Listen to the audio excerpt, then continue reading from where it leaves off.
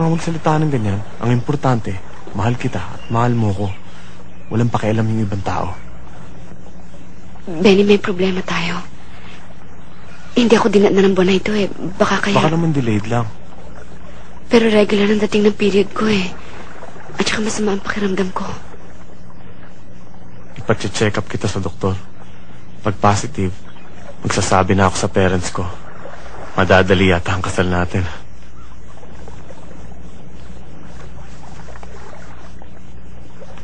Wala ka bang tiwala sa akin, Lisa?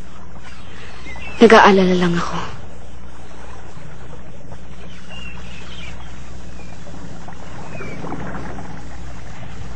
Bigay ito sa akin ng mama.